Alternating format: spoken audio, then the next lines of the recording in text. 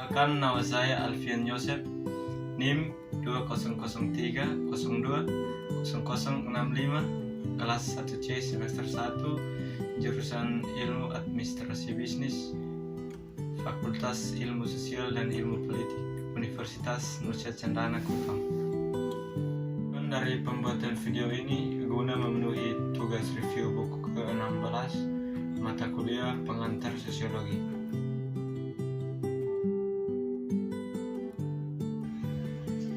Perspektif sosiologis. Jelaskan mengapa sejarah dan biografi sangat penting untuk sosiologis perspektif. Sosiologi menawarkan pemandangan kehidupan sosial yang menakjubkan. Perspektif sosiologis atau imajinasi membuka jendela ke dunia non-familiar dan menawarkan pandangan baru pada dunia yang sudah dikenal. Dalam teks ini, Nazi di Jerman dan pejuang di Amerika Selatan mengungkapkan kalau sosiologi itu luas dan perjalanan akan membawa Anda ke sebuah kelompok yang tinggal di tempat pembuangan sampah kota. Anda juga akan menemukan diri Anda melihat dunia dalam cahaya yang berbeda. Saat Anda memandang dunia lain atau dunia Anda sendiri, perspektif sosiologis memungkinkan Anda memperoleh persepsi baru tentang kehidupan sosial. Faktanya inilah yang menurut banyak orang menarik tentang sosiologi. Mengetahui fokus dari masing-masing ilmu sosial. Sebagaimana saat ini memiliki keinginan kuat untuk mengungkapkan misteri di sekitar mereka. Begitu pula di zaman kuno, penjelasan mereka tidak hanya didasarkan pada pengamatan tetapi juga dicampur dengan sihir dan takhayul. Untuk memuaskan keingintahuan dasar mereka tentang dunia, manusia secara bertahap mengembangkan sains, metode sistematis untuk mempelajari dunia sosial dan alam, dan pengetahuan yang diperoleh dari metode tersebut. Sosiologi, studi tentang masyarakat dan perilaku manusia adalah salah satunya. Cara yang berguna untuk membandingkan ilmu-ilmu ini dan untuk mendapatkan pemahaman yang lebih baik tentang tempat sosiologi adalah membaginya menjadi ilmu alam dan ilmu sosial. Ilmu alam. Alam adalah disiplin intelektual dan akademis yang dirancang untuk menjelaskan dan memprediksi peristiwa di lingkungan alam kita. Ilmu-ilmu alam dibagi menjadi bidang-bidang penelitian khusus menurut materi pelajaran seperti biologi, geologi, kimia, dan fisika. Ini dibagi lagi menjadi lebih area yang terspesialisasi. Biologi dibagi menjadi botani dan zoologi. Geologi menjadi mineralogi dan geomorfologi. Kimia menjadi cabang organik dan anorganiknya, dan fisika menjadi biofisika dan mekanika kuantum. Setiap bidang investigasi memeriksa bagian alam tertentu. Ilmu sosial. Orang juga telah mengembangkan ilmu sosial yang meneliti hubungan manusia sama seperti alam, berusaha secara objektif memahami dunia alam. Ilmu sosial berusaha untuk secara objektif memahami dunia sosial. Sebagaimana dunia alam mengandung hubungan yang teratur atau sah yang tidak jelas tetapi harus ditemukan melalui pengamatan yang terkontrol, demikian pula hubungan yang teratur di dunia manusia atau sosial tidak jelas dan harus diungkapkan melalui berulang pengamatan. Seperti halnya ilmu alam, ilmu sosial dibagi menjadi beberapa bidang khusus berdasarkan materi pelajarannya. Bidang-bidang ini yaitu antropologi, ekonomi, ilmu politik, dan psikologi. Dan sosiologi seperti halnya ilmu alam dibagi lagi menjadi bidang-bidang khusus Antropologi meliputi antropologi budaya dan fisik. Ilmu ekonomi memiliki spesialisasi makro atau skala besar dan mikro atau skala kecil. Menelusuri asal-usul sosiologi dari tradisi Max Weber. Tradisi versus sains menyatakan jadi kapan sosiologi dimulai. Bahkan orang-orang kuno mencoba mencari tahu bagaimana kehidupan sosial bekerja. Mereka juga mengajukan pertanyaan tentang mengapa perang ada, mengapa beberapa orang menjadi lebih kuat dari yang lain, dan mengapa beberapa kaya tetapi yang lain miskin.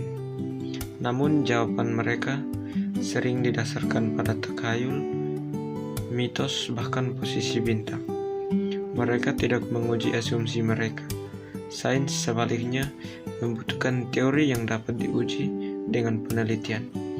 Dilihat dari standar ini, sosiologi muncul sekitar pertengahan tahun 1800-an ketika pengamat sosial mulai menggunakan metode ilmiah untuk menguji gagasan mereka. 3 peristiwa utama mempersiapkan panggung untuk tantangan tradisi dan munculnya sosiologi. Pertama, pergolakan sosial dari revolusi industri.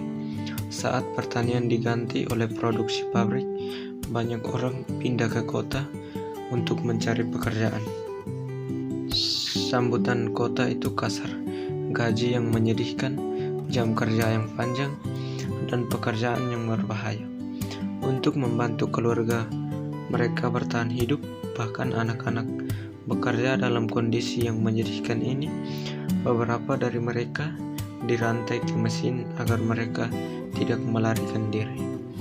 Dengan ikatan mereka dengan tanah rusak dan dunia mereka terbalik, orang tidak lagi dapat mengandalkan tradisi untuk memberikan jawaban atas pertanyaan-pertanyaan sulit dalam hidup. 2. Pergolakan sosial dari revolusi politik. Amerika dan Perancis. Revolusi menyambut tatanan sosial yang ada dan bersama mereka jawaban yang telah mereka berikan. Sebelum periode ini, tradisi telah berkuasa. Jawaban untuk pertanyaan mengapa adalah kami melakukan ini karena selalu dilakukan dengan cara ini. Tatanan sosial baru menantang tradisi jawaban dan mengantar ide-ide baru. Ide-ide yang muncul selama periode ini menantang tradisi lebih jauh. Yang sangat kuat adalah gagasan bahwa setiap orang memiliki hak yang tidak dapat dicabut.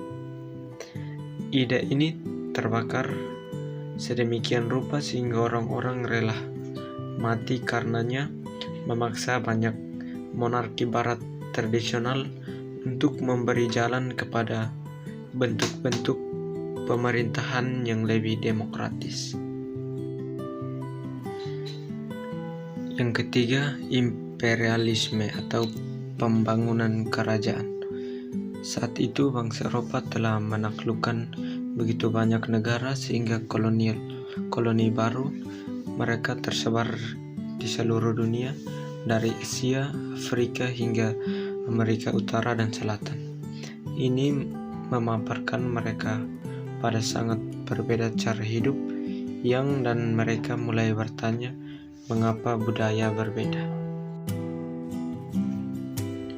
Auguste Comte dan positivisme.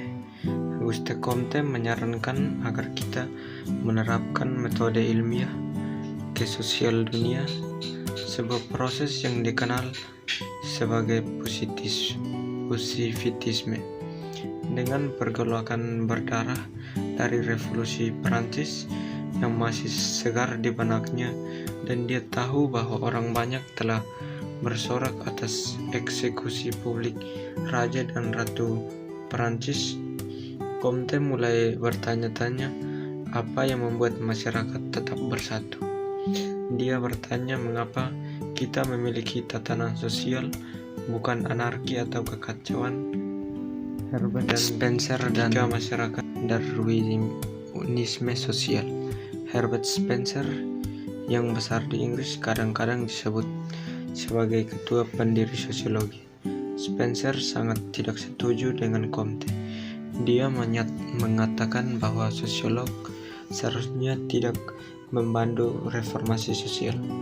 Jika mereka melakukannya, katanya, itu akan mengganggu proses alami yang memperbaiki masyarakat. Masyarakat berkembang dari bentuk yang lebih rendah ke bentuk yang lebih tinggi. Seiring berlalunya generasi, masyarakat yang paling mampu dan cerdas, anggota yang terkuat bertahan hidup, sedangkan yang kurang mampu mati. Karl Marx dan konflik kelas. Karl Marx tidak hanya mempengaruhi sosiologi tetapi juga meninggalkan jejaknya pada sejarah dunia. Pengaruh Marx begitu besar sehingga bahkan Wall Street Journal, pendukung kuat kapitalisme, menyebutnya sebagai salah satu dari 3 pemikir modern terbesar. 2 lainnya adalah Sigmund Freud dan Albert Einstein. Emile Durkheim dan integrasi sosial. Sampai masa Emile Durkheim, sosiologi dipandang sebagai bagian dari sejarah dan ekonomi. Durkheim yang dibesarkan di Perancis ingin mengubah ini, dan tujuan profesional utamanya adalah membuat sosiologi diakui sebagai disiplin akademis yang terpisah.